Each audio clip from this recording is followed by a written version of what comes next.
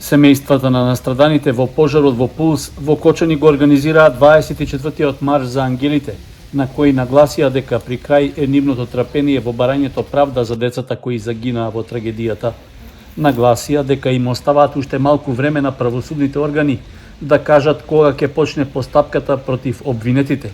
Во спротивно, мирните маршеви ќе преминат во протести и блокирање на институциите.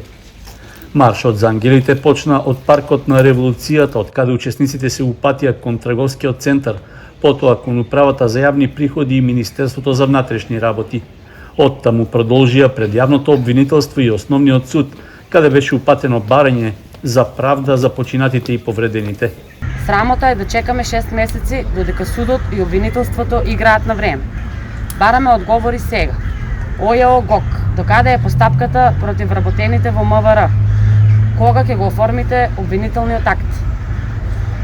Суди во Кривичниот суд, ќе ја донесете ли оценката на обвинителниот акт или ќе застанете пред политичките интереси? Одговор по локални избори. Нема повеќе трпеливост, бараме итна одговорност.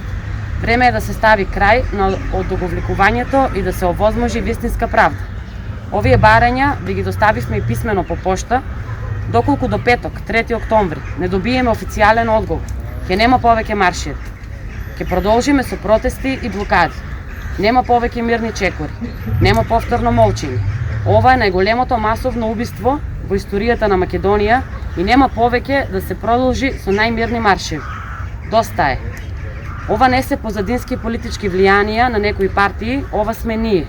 Нашиот бес, нашата тага и револтот против системот. Кон владеачките структури кои постојано се обидуваат да го релативизираат нашиот револт за да добијат време во нивна корист, за да ја спроведат својата селективна правда наместо вистинската правда која им припаѓа на нашите деца. Бројките на обвинетите ништо не им значат на семејствата на загинатите, туку им значат вистинските виновници за кои ќе бараат вина и одговорност. Ако институциите не ја исполнат својата одговорност, родителите на настраданите нема повеќе од што да се плашат дека нешто ќе изгубат и решени се да одат до крај. Правдата не чека. Жртвите не се бројки. Тоа се нашите деца, браќа и сестри. Цели семејства се уништени, последиците физички и психички се огромни. Уништени се животи, уништена е иднината. Ова е цената на институционалната негрижа. Законодавната, извршната и судската власт мора да работат одвоено. Затоа ве повикуваме, покажете доблест, пресечете ги корените на корупцијата и трулиот систем, покажете правичност, независност и одлучност во работењето. Не дозволувајте општите принципи во државата да бидат управувани од законодавната и извршната власт, бидејќи тоа веќе не е демократија, туку тиранија. Во спротивно, одредени властодржци ќе ги подчинуваат интересите на целиот народ, а вие тоа не смеете да го дозволите, бидејќи ќе станете соучесници во ово злосторство. Бараме одговори, бараме одговорност, бараме вистинска правда. Сопругата на починатиот полицаец Тоше Тодоровски од Пробиштип реагираше што министерот за внатрешни работи не дал одговор на прашањата што му ги поставила преку медиумите. Денес во објектот на МВР во Пробиштип ја поставија бистата на Тоше. Тоа требаше да биде момент на достоинствено и почит, но повторно не пониживте.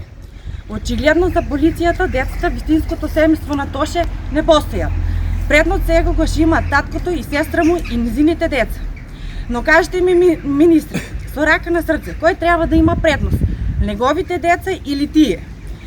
Ова е уште едно понижување за децата на Тоше. Зарем тие треба да раснат во чувство дека се невидливи, дека се исклучени и отфрлени? Зарем тоа е правдата и човечноста за која вие зборувате од вашата фотелја?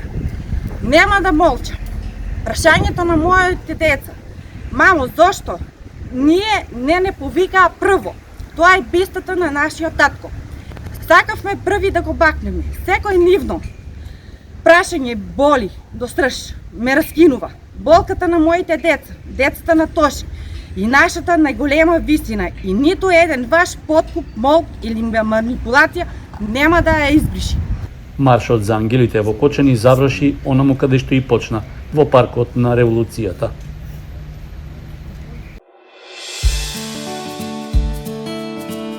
Канал 8 телевизија на вашиот мобилен уред.